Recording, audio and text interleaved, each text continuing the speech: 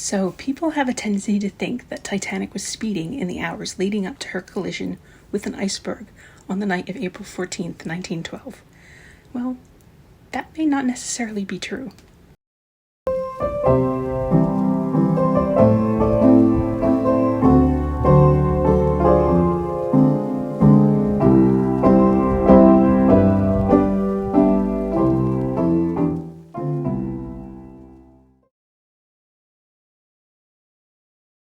To add a little context, Titanic was fitted with 29 boilers. 24 were double-ended, and 5 were single-ended. The steam generated by these boilers would have fed her reciprocating engines, which powered her 2 wing propellers, and her center turbine engine, which powered her smaller center propeller. Her top speed, according to her specifications, was just over 23 knots, which is equivalent to around 26 miles per hour. And this was a pretty decent speed for an ocean liner in 1912. However, in order for Titanic to reach this top speed, all 29 of her boilers would have to be lit, and both J. Bruce Ismay and Harland and Wolff's naval architect, Edward Wilding, confirmed this during the British inquiry. However, on the night of April 14, 1912, Titanic's 5 single-ended boilers were not lit. Therefore, it would have been absolutely impossible for her to reach her top speed of 23 knots. With only 24 boilers lit, she would have only been able to achieve a top speed of roughly 21 or 22 knots. This is still a pretty good speed, but according to Third Officer Herbert Pittman, this was nowhere near the speed that they expected her to do. Now, before you start yelling at me in the comments, but her engine telegraph was set to full speed ahead. Well, yeah, full speed ahead at the 21 or 22 knots she was currently capable of making.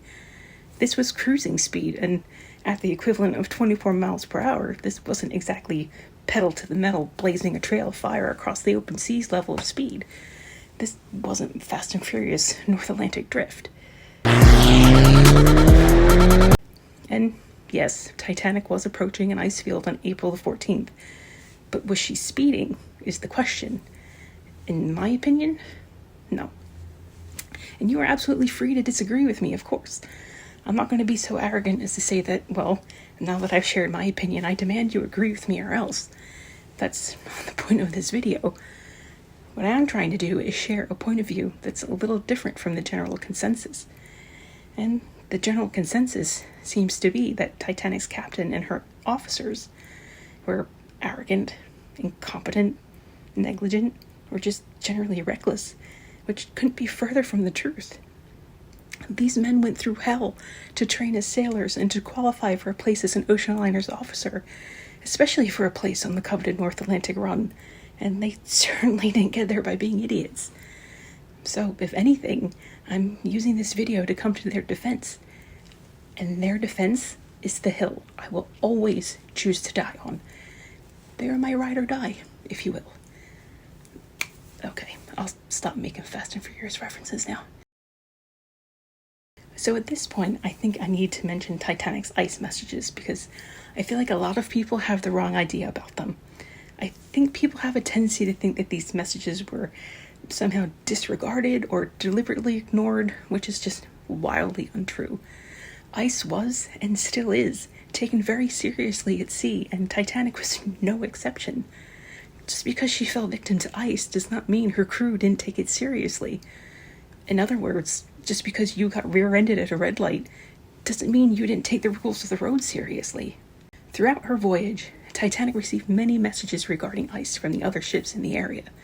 And it's important to remember that in 1912, ice was only reported if a ship encountered it.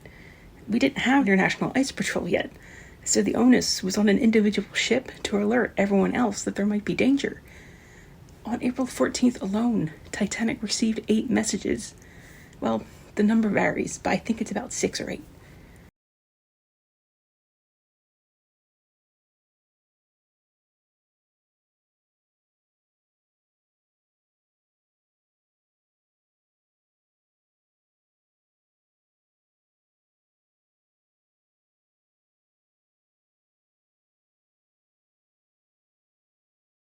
At 5:50 p.m., possibly because of the Baltic's message, Captain Smith alters Titanic's course 20 miles to the south in an effort to avoid the ice. At 7 p.m., the Californian, who is currently stuck in ice at a full stop, sends about 3 ice messages and tells Titanic she needs to alter course south. However, Captain Smith maintains speed and heading. I don't think this was out of arrogance, but probably because he had already changed course just over an hour earlier, which a Californian likely wouldn't have known about. However, Captain Smith does tell Lookout Frederick Fleet to keep an extra sharp eye for ice, as did Second Officer Lightoller. At 7:30 p.m., the Californian sends another ice message, which wireless operator Harold Bride hand-delivered to the bridge. Captain Smith isn't present at this time, as he was at dinner, but Officers Lightoller, Pittman, and Lowe would have been on watch at this time. At 9 p.m., Captain Smith returns to the bridge.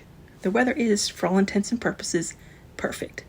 The skies are crystal clear and the seas are a flat calm. As passenger Archibald Gracie put it, it was like floating on a sea of glass. And when Captain Smith retires to his cabin around 9:20, he tells Lightoller to tell him if there are any changes in the weather conditions. At 9:30, the Californian sends another ice message. 10 p.m. sees a change of watch. Second Officer Lightoller is relieved, and command of the bridge is handed over to First Officer Murdoch. Fourth Officer Boxhall and Sixth Officer Moody had already been on duty since 8 p.m. At 10:30, there was a noticeable drop in temperature.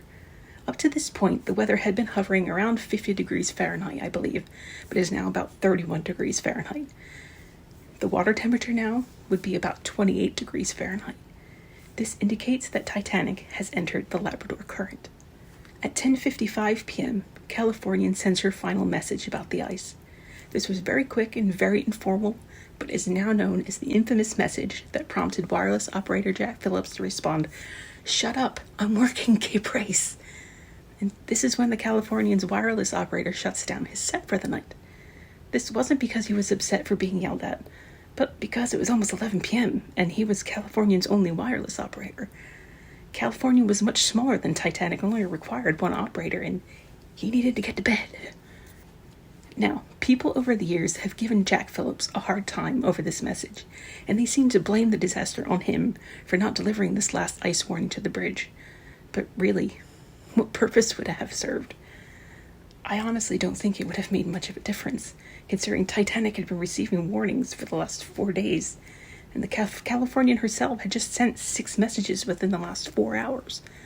There is absolutely no way that anyone on the bridge would have missed any of these messages, especially since they were often posted on a board for them to be read as needed. Just as there is absolutely no way that anyone in charge would have just ignored them. If anything, Jack Phillips and Harold Bride need to be commended for their actions on the 14th. Not just for their tireless efforts in getting the distress signals out, but for what they did much earlier that day. The wireless set had actually broken down in the very early mornings of the 14th, and both Bride and Phillips took it upon themselves to spend all night and most of the day fixing it, which went completely against Marconi Company protocol. They should have just left the set broken and waited until they reached New York to have an authorized Marconi Company repairman come aboard to fix it, which was the rule, but they went ahead and did it themselves anyway. Can you imagine how much worse this whole event would have been if they didn't break that rule? No CQD, no SOS, no ship coming to rescue the survivors in the lifeboats, who would have had nothing to do but wait for another ship to just accidentally come upon them and hope the elements or starvation didn't take them first. What does any of this have to do with speed? Well, every ice message would have included the latitude and longitude coordinates of the transmitting ship, which would have basically translated into the location of the ice. With this information, Titanic's officers would have been able to calculate where the reported ice was in relation to their current position and heading.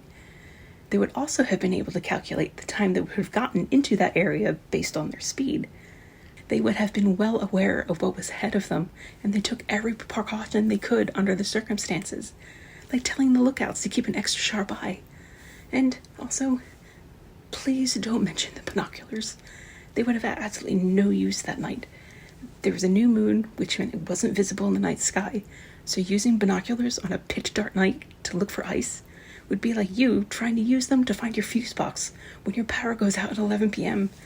You're definitely not going to find it, even if you do know what you're looking for. Using the naked eye was the go-to and preferred method under these circumstances.